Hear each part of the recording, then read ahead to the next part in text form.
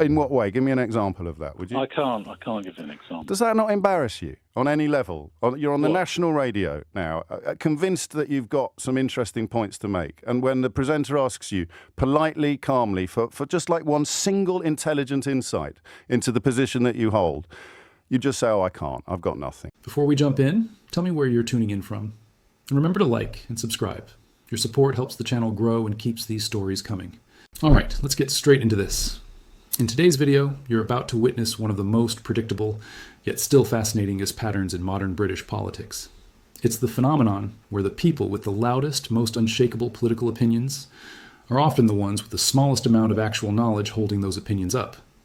If you listen to LBC for more than 10 minutes, you've heard this dynamic play out again and again. And today's caller delivers the perfect example. A Brexiteer, frustrated that Brexit hasn't worked, phones in to explain why.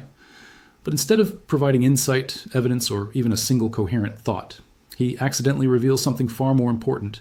He has absolutely no idea what he's talking about. Not a vague idea, not a half-informed take, nothing. Just confidence layered on top of confusion, which, let's be honest, has become the defining soundtrack of this entire Brexit era. So as you watch this unfold, pay close attention. This isn't just one caller having a bad day. This is a mirror held up to an entire political movement built on slogans, not substance. If you're tired of fact-free political noise, of strong opinions backed by nothing but vibes, then you're in the right place. Let's watch this exchange together, and trust me, you're going to want to stick around for the breakdown at the end. Richard is in Kenton in Middlesex. Richard, what would you like to say? Good morning, James. Hello, mate. First time I've spoken to you. I've seen you quite a bit on YouTube. Welcome. And fascinated with your comments. I was in favour of Brexit. I voted for Brexit, but it hasn't worked. The previous government, it didn't work, and this government, it hasn't worked because the politicians are, in a word, hopeless, all of them. What would you have done? That's why the Reform Party is going to get a lot of votes. So what would you have done? What would I have done? Yeah.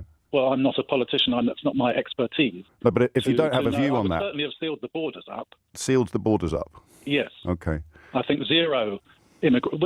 We've got how many people in this country? 75, 80 million unofficially. Well over 70 million. Unofficially? When I was growing up, there was 50 million. Right. How can this small area, this tiny country, accommodate 20 million more people? Yeah. It's crazy. It cannot work. And also from overpopulation, you can't get a doctor's appointment. You can't park your car. Well, that's large. Well, I'm in London. I came in on a bus this morning.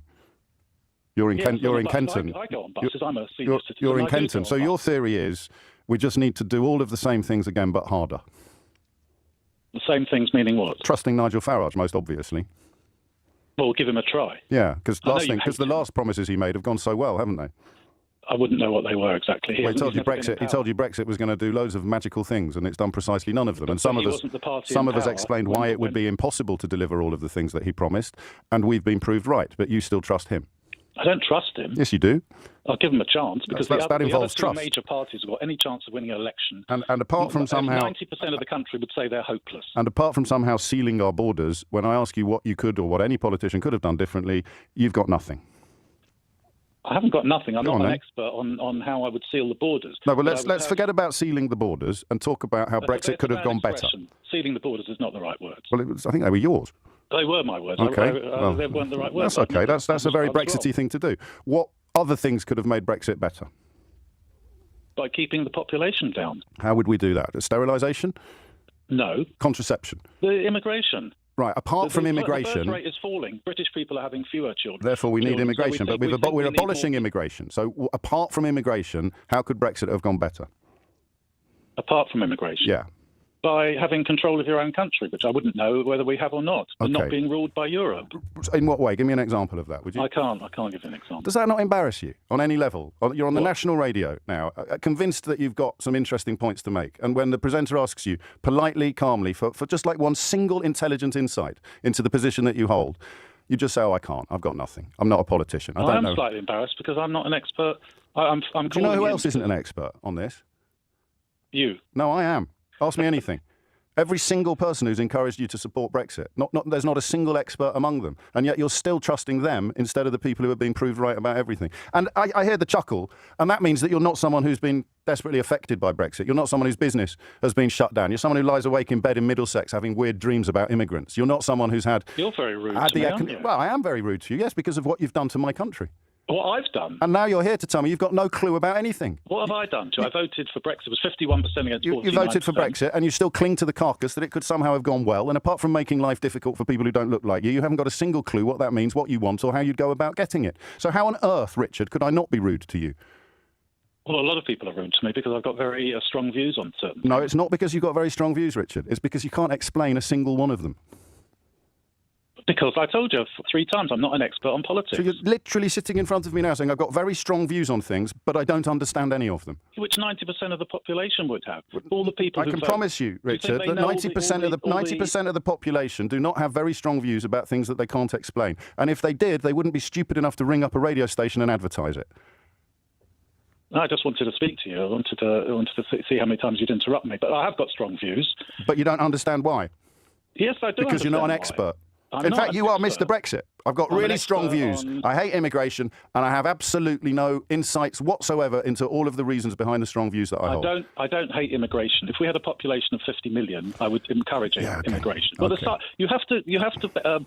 America is how many times as big as Britain? 30, 40 times as big in area. They've got 6 times as many people. They've got 300 and something million.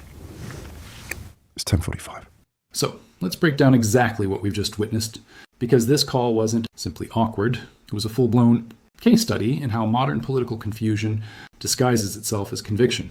Richard phones in, confidently announcing that he voted for Brexit, openly acknowledging that it hasn't delivered anything it promised, yet somehow concluding that the real problem isn't the idea itself but the people in charge. In other words, the dream was perfect. It was just carried out by the wrong hands. That's the classic Reform UK defense. The ideology is always pure. The implementation is always flawed. And therefore the belief itself never has to be questioned. But then James asks the most basic, harmless, common sense question imaginable. What should have been done differently? And suddenly the entire facade starts to wobble. Richard has no plan, no alternative, no insight. He falls straight back onto the slogan that launched the whole Brexit project, seal the borders. The exact same simplistic chant that's been shouted for a decade, despite never being defined, explained, or made remotely practical. It's political autopilot, a habit, not an argument. Then comes the moment that completely exposes the hollow foundation of his worldview. James asks him for just one example of how Britain was supposedly ruled by Europe, the central claim of the Leave campaign. And with the entire nation listening, Richard can't name a single one. Not even a vague one, not even a half-remembered talking point, nothing. Just the deflating admission. I can't give you an example. This isn't a small slip. This is the whole story. He represents a growing type of political engagement in this country, people with rigid, passionate opinions that aren't anchored to any actual information. It's the politics of certainty without knowledge, strength without substance. And we see it everywhere. Reform UK voters demanding we take our country back, but unable to list a single EU law they objected to. Councillors ranting about globalist agendas, but unable to define the term without collapsing into contradictions. And commentators parroting slogans that evaporate the moment they're asked to explain them. This isn't a glitch, it's the operating system. The strategy behind it is frighteningly simple. First, invent a shadowy threat. Europe, migrants, elites, whoever fits the story. It doesn't need to be factual. It only needs to feel unsettling. Second, build an emotional grievance against that invented villain. Richard believes Britain feels overcrowded. Believes he's lost something, though he's not sure what. His politics are shaped entirely by anxiety, not evidence. And third, the crucial part, reject expertise entirely.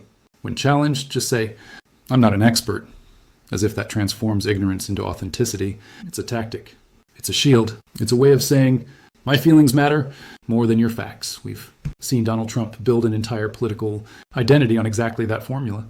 So when James asks him for a single example, he isn't being picky. He's pulling the plug on an emotional system, pretending to be a rational argument.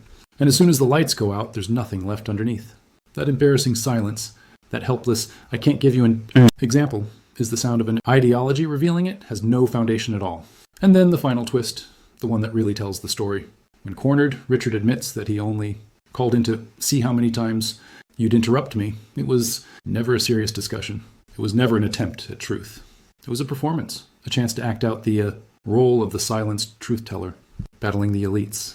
But instead of playing the rebel, he ended up exposing himself as someone repeating slogans he doesn't understand, defending policies he can't explain, and clinging to beliefs he can't justify. He didn't undermine James, he just accidentally revealed the intellectual vacuum at the heart of the movement he supports,